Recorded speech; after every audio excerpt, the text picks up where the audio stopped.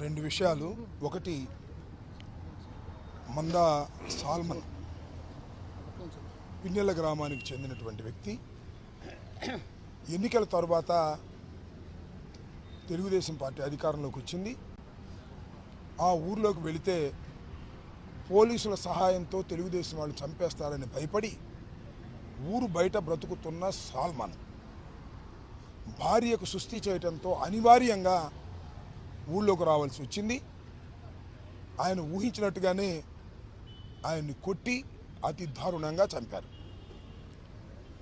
దీనిలో పోలీసులు ముద్దాయిలకు సహకరించినటువంటి పరిస్థితి కనిపిస్తూ ఉన్నది. ఎందుకంటే 10వ తారీఖున ఆయన మీద దాడి జరిగితే అదే రోజున ఆయన తమ్ముడు సోదరుడు ఫోన్ చేసి చెప్తే పోలీసు రియాక్ట్ కాలేదు. 11వ తారీఖున భార్య వెళ్ళి కంప్లైంట్ ఇచ్చినా రిజిస్టర్ చేయలేదు. 12వ తారీఖున గవర్నమెంట్ హాస్పిటల్లో చేరిన తర్వాత కోమాలో ఉన్నాడని సర్టిఫికేట్ తీసుకుని దాని ద్వారా కంప్లైంట్ ఇస్తే 12వ తారీఖున రిజిస్టర్ చేశారు. కోమాలో ఉన్న పేషెంటు అని డాక్టర్ సర్టిఫికేట్ చేసిన దాన్ని కూడా చూసుకొని 324 చేశారు. చూశారు కదా చిత్రం ఏంటో. ఖచ్చితంగా అటెంప్ట్ టు మర్డర్ చేయాల్సింది 324 చేశారు. దానికన్నా ముందు ఏం చేశారో తెలుసా? పోలీసులు సాల్మన్ మీద కేసు పెట్టారు, సాల్మనే కొట్టాడని. ఇలా పోలీసులు ఈ వైఖరి వల్ల అక్కడ అన్యాయంగా సాల్మన్ మరణించాడు. ఇదే విషయాన్ని పోలీసులు నిర్లక్ష్యమైనటువంటి విధానాన్ని డీజీపీ గారి యోధాని వచ్చాం, ముందుగా ఇంటిమేట్ చేసి వచ్చాం. అప్పిరెడ్డి గారు లెటర్ రాశారు, మెయిల్ ఇచ్చారు, మేము ఇవాళ 11 గంటలకు వస్తామని. సమాధానం లేదు. 4 మంత్రులు, మాజీ ఎమ్మెల్సీలు, ప్రస్తుత ఎమ్మెల్సీలు, మాజీ ఎమ్మెల్యేలు అందరం వచ్చాం. చాలాసేపు అక్కడ కూర్చున్నాం, సమాధానం లేదు. నేను ఒకటే అడిగాను, అక్కడ సీఏ గారు ఉంటే, అయ్యా డీజీపీ గారిని అడగండి, డీజీపీ గారు మా దగ్గర తీసుకుంటారా రిప్రజెంటేషన్ తీసుకోమనండి, లేదంటే డీజీపీ గారు ఫలానా వారికి ఇచ్చేయాలంటే వెళ్తాం.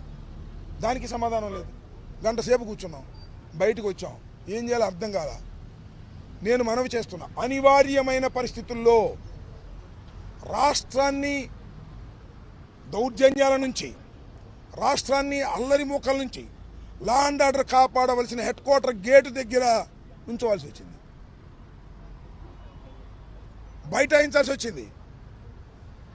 బయట వేస్తే పోలీసు వచ్చి ఇక్కడ మాట్లాడానికి వీళ్ళు ఎత్తేస్తా ఉన్నారు. మామూలుతో కుస్తీ పడతారా లేకపోతే రిప్రజెంటేషన్ ఇవ్వడానికి అవకాశం ఇస్తారని అడిగాం, ఇంతే. మళ్ళీ అప్పుడు పిలిచారు లోపలికి, అసిస్టెంట్ డీజీ దగ్గరికి పిలిచారు, అక్కడ రిప్రజెంటేషన్ ఇచ్చాం, వచ్చాం. ఇది జరిగినటువంటి విషయం. ఇంత అవసరమా డీజీపీ గారికి? ఇప్పటికి సుమారుగా 10-15 సార్లు వచ్చాం మేము. ఒక్కరోజు కూడా డీజీపీ గారు మా మొహం చూడటానికి సిద్ధంగా లేడు. కానీ రెస్పాన్సిబిలిటీ లేదు. వాట్ ఈస్ దిస్ అని అడుగుతా ఉన్నా. డీజీపీ గారు ఆఫీస్ ముందు నుంచి అడుగుతా ఉన్నా. ఇదేనా లా అండ్ ఆర్డర్ కాపాడవలసినటువంటి డీజీపీ చేయాల్సిన పని? మేము ఇస్తే రిప్రజెంటేషన్ తీసుకోవడానికి కూడా నిరాకరిస్తేలాగా చివరికి దానికోసం కుస్తీ పట్టాలా మేము? ఎంత దౌర్భాగ్యంగా ఉంది వాళ్ళ లా అండ్ ఆర్డర్ పరిస్థితి. చాలామంది మిత్రులు మాట్లాడారు, ఇది పోలీసుల నిర్లక్ష్య వైఖరి వల్ల ముందుగానే అనుకున్న విధంగా హత్య గావించబడ్డాడు సాల్మన్. దీనిలో పోలీసుల బాధ్యత కూడా ఉంది. పోలీసు ఎంక్వైరీ జరిగితే అంత అన్యాయం జరిగింది, కేసు ఎన్కౌంటర్ పెట్టారు. దీని మీద ఉన్నత విచారణ జరగాల్సిన అవసరం ఉంది. దాన్ని మేము డిమాండ్ చేస్తున్నాం, లేకపోతే న్యాయస్థానాన్ని ఆశ్రయిస్తాం. మందా సాల్మన్కి ఆదుకోవాలని ప్రభుత్వాన్ని కోరుతున్నాం. రెండు విషయాలు. ఒకటి, మందా సాల్మన్ పిన్నెల గ్రామానికి చెందినటువంటి వ్యక్తి ఎన్నికల తర్వాత తెలుగుదేశం పార్టీ అధికారంలోకి వచ్చింది. ఆ ఊర్లోకి వెళితే పోలీసుల సహాయంతో తెలుగుదేశం వాళ్ళు చంపేస్తారని భయపడి ఊరు బయట బ్రతుకుతున్న సాల్మన్ భార్యకు సుస్థి చేయడంతో అనివార్యంగా ఊళ్ళోకి రావాల్సి వచ్చింది. ఆయన ఊహించినట్టుగానే ఆయన్ని కొట్టి అతి దారుణంగా చంపారు. దీనిలో పోలీసులు ముద్దాయిలకు సహకరించినటువంటి పరిస్థితి కనిపిస్తూ ఉన్నది. ఎందుకంటే 10వ తారీఖున ఆయన మీద దాడి జరిగితే అదే రోజున ఆయన తమ్ముడు సోదరుడు ఫోన్ చేసి చెప్తే పోలీసు రియాక్ట్ కాలేదు. 11వ తారీఖున భార్య వెళ్ళి కంప్లైంట్ ఇచ్చినా రిజిస్టర్ చేయలేదు. 12వ తారీఖున గవర్నమెంట్ హాస్పిటల్లో చేరిన తర్వాత కోమాలో ఉన్నాడని సర్టిఫికేట్ తీసుకుని దాని ద్వారా కంప్లైంట్ ఇస్తే 12వ తారీఖున రిజిస్టర్ చేశారు. కోమాలో ఉన్న పేషెంటు అని డాక్టర్ సర్టిఫికేట్ చేసిన దాన్ని కూడా చూసుకొని 324 చేశారు. చూసారు చిత్రం ఏంటో, ఖచ్చితంగా అటెంప్ట్ టు మర్డర్ చేయాల్సింది 324 చేశారు. దానికన్నా ముందు ఏం చేశారు తెలుసా, పోలీసులు సాల్మన్ మీద కేసు పెట్టారు, సాల్మనే కొట్టాడని. ఇలా పోలీసులు ఈ వైఖరి వల్ల అక్కడ అన్యాయంగా సాల్మన్ మరణించాడు. ఇదే విషయాన్ని, పోలీసులు నిర్లక్ష్యమైనటువంటి విధానాన్ని డీజీపీ గారి యోధాన్ని వచ్చాం, ముందుగా ఇంటిమేట్ చేసి వచ్చాం. అప్పిరెడ్డి గారు లెటర్ రాశారు, మెయిల్ ఇచ్చారు, మేము వాళ్ళు 11 గంటలకు వస్తామని. సమాధానం లేదు. 4 మంత్రులు, మాజీ ఎమ్మెల్సీలు, ప్రస్తుత ఎమ్మెల్సీలు, మాజీ ఎమ్మెల్యేలు అందరం వచ్చాం.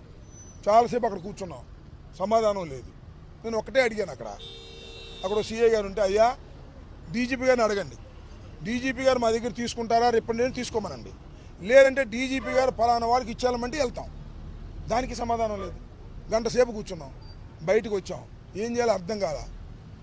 నేను మనవి చేస్తున్నా, అనివార్యమైన పరిస్థితుల్లో రాష్ట్రాన్ని దౌర్జన్యాల నుంచి, రాష్ట్రాన్ని అల్లరి మూకల నుంచి లా అండ్ ఆర్డర్ కాపాడవలసిన హెడ్ క్వార్టర్ గేటు దగ్గర ఉంచవలసి వచ్చింది,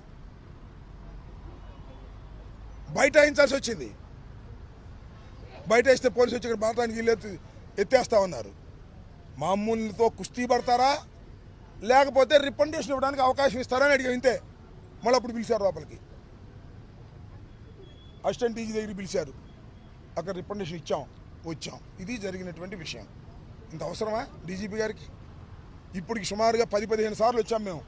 ఒక్కరోజు కూడా డీజీపీ గారు మా మొహం చూడటానికి సిద్ధంగా లేడు, కానీ రెస్పాన్సిబిలిటీ లేదు. వాట్ ఈస్ దిస్ అని అడుగుతా ఉన్నా, డీజీపీ గారు ఆఫీస్ ముందు నుంచి అడుగుతా ఉన్నా. ఇదేనా లా అండ్ ఆర్డర్ కాపాడవలసినటువంటి డీజీపీ చేయాల్సిన పని? మేము ఇస్తే రిప్రజెంటేటివ్ తీసుకోవడానికి కూడా నిరాకరిస్తేలాగా, చివరికి దానికోసం కుస్తీ పట్టాలా మేము? ఎంత దౌర్భాగ్యంగా ఉంది వాళ్ళ లా అండ్ ఆర్డర్ పరిస్థితి.